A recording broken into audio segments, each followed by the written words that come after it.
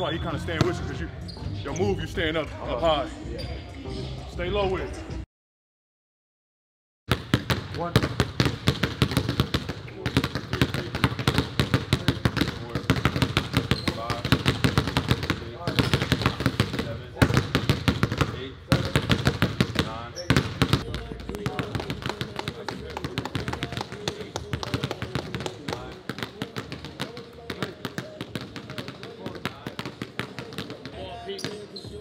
Same thing yesterday, just working on bringing that hand up.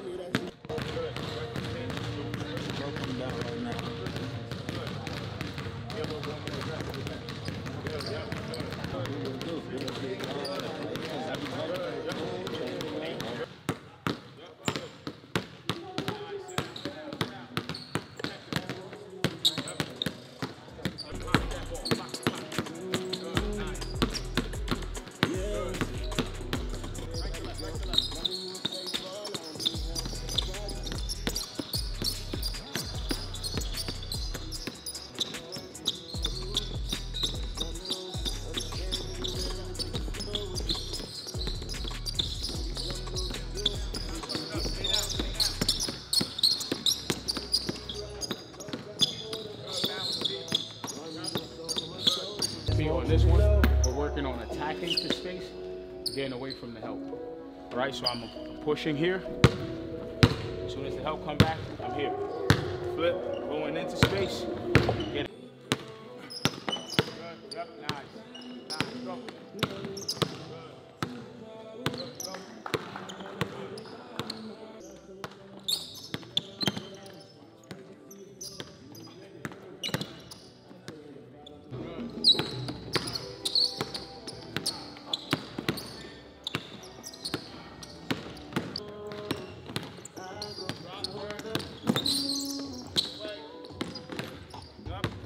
This is a move in itself, so be aggressive on this turn, AJ. Be aggressive on this turn. When I turn, I'm just changing direction. Now I'm attacking again. Punch, get up out of there, flip my hip, be aggressive. I'm changing directions. Like hip swivel. Boom, almost like that. Okay, so. Right? Good. Flip your feet, yeah. But try to make sure when you flip your feet, that right one get downhill. Come on, load your weight on that right foot.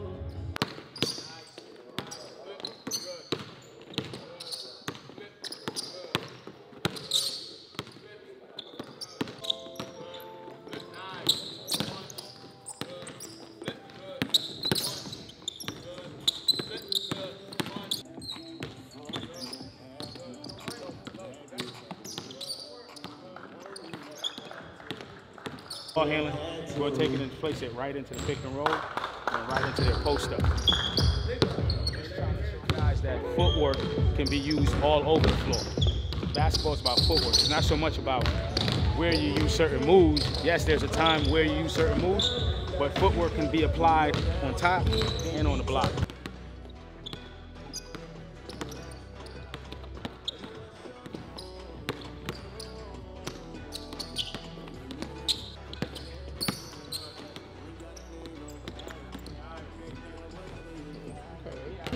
Like my dribbles are quick, but I'm still moving slow. Right, so I'm here, 1, 2, 3, I'm looking over that shoulder. I got my hand to feel where he is. My dribbles are low to the ground, I'm turning.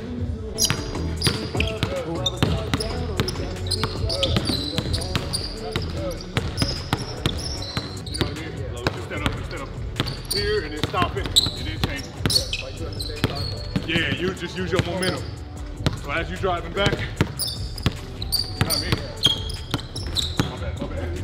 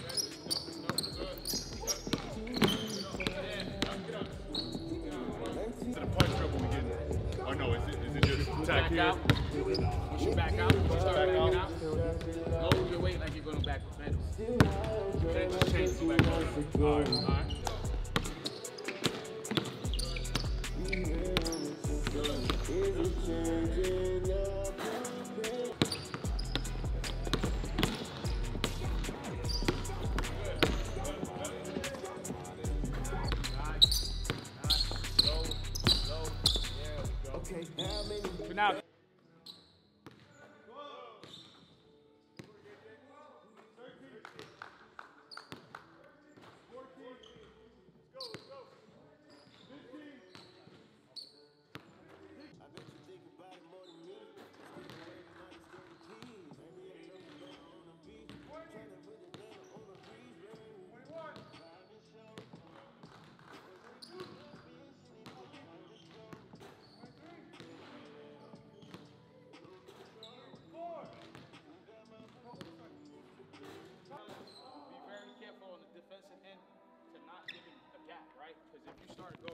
Backing up, you keep giving. I just around separated you. So like you're almost kind of like falling off. When you drive, you want to kind of almost like stay connected to him.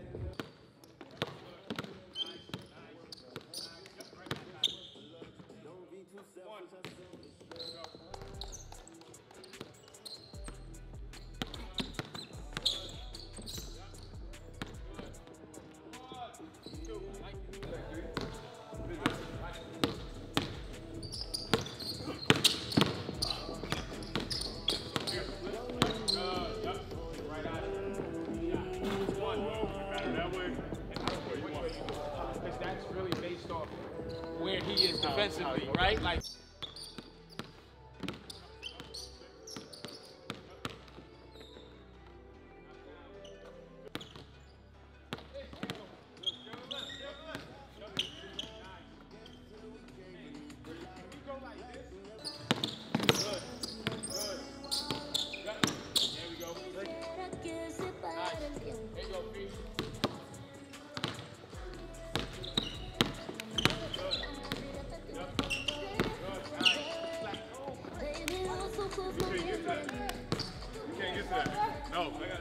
He can't get to that.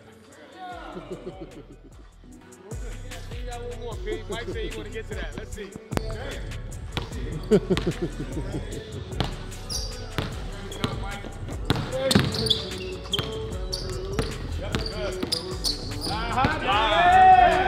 Can't get to that. I'm going to read it.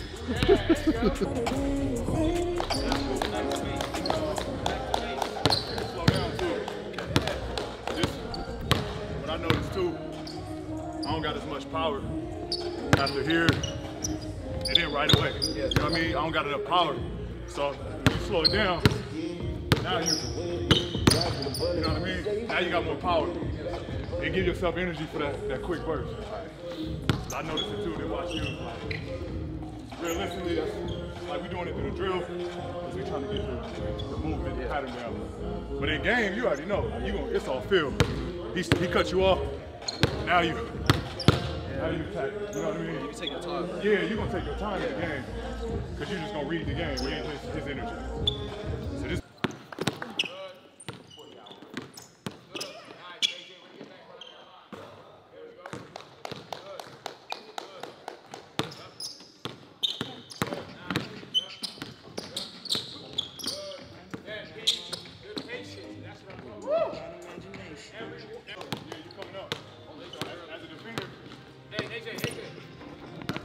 that'll be easy to read. Yeah. You know what I mean? That's why he kind of staying with you, because your move, you staying up high. Yeah. Stay low with it. When you're here, I mean, amazing. you know what I mean? Just staying down, yeah. One thing we always talk about when we talk about staying low, low gives you another move. Yeah. And you can't have no more moves if you stand up. Stand straight up. Yeah. You're done. Not only do I have power there to be able to be explosive, but from here, there's no more explosiveness. Yeah. You get what I'm saying? There you go. Got one. Down, stay down, stay down.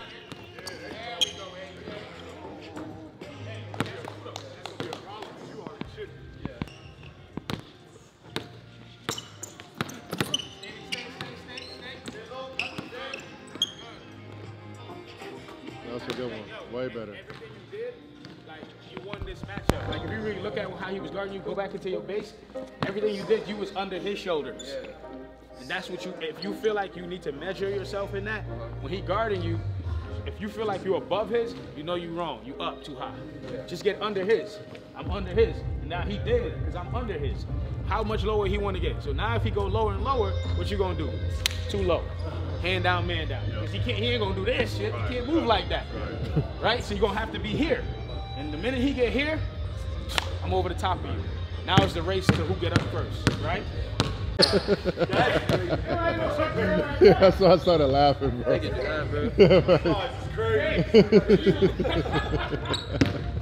Hey, 25. 25. So I see P always does the walk down. So what does the walk down do for you? So basically, when we start walking down, so you could do it a bunch of different ways. I could walk you down facing you up, right? And I just want to really kind of get close enough where I can take 1 or 2 dribbles and get to the basket, or put myself where I can separate and get to a shot, right? But also like reading the help. So a lot of times, instead of playing fast, just kind of walking down, taking my time, and allowing things to clear on the backside.